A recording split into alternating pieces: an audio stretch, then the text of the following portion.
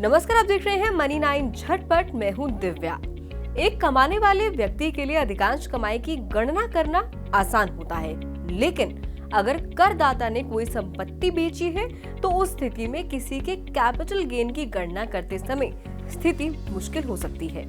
ऐसे में ये जानना जरूरी होता है कि मकान बेचने और उसमें मिलने वाली रकम पर टैक्स की गणना कैसे होती है। प्रॉपर्टी बेचने पर कैपिटल गेन्स के तहत टैक्स की गणना होती है। ये लॉन्ग टर्म या शॉर्ट टर्म गेन्स हो सकते हैं।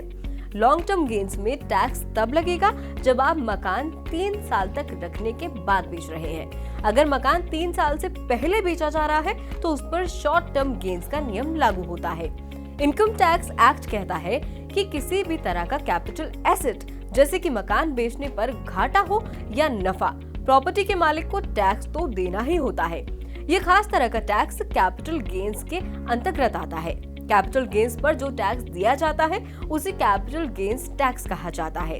अगर घाटे पर टैक्स चुका रहे हैं तो उसे कैपिटल लॉस कहा जाता है। अब आइए जान लेते हैं कि मकान बेचने पर कैपिटल गेन्स की गणना कैसे की जाती है। इसे 3 अलग अलग तरीके से समझा जा सकता है। पहला है शॉर्ट टर्म कैपिटल गेन्स।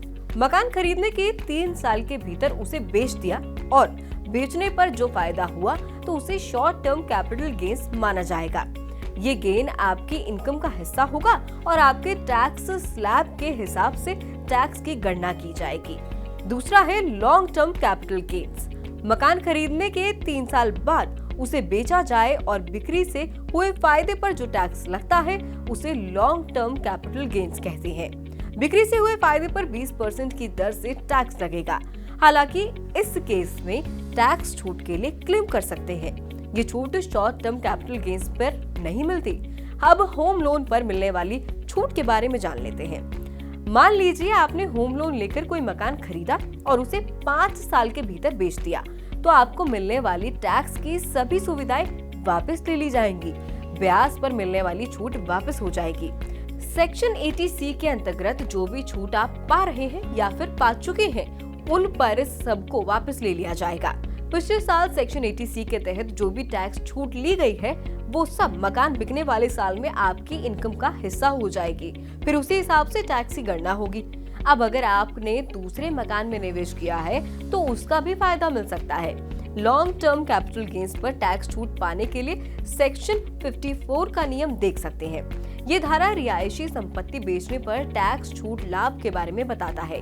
ये टैक्स छूट तभी ले सकते हैं जब एक मकान की बिक्री के पैसे से दूसरा मकान एक निश्चित समय के भीतर खरीद ले।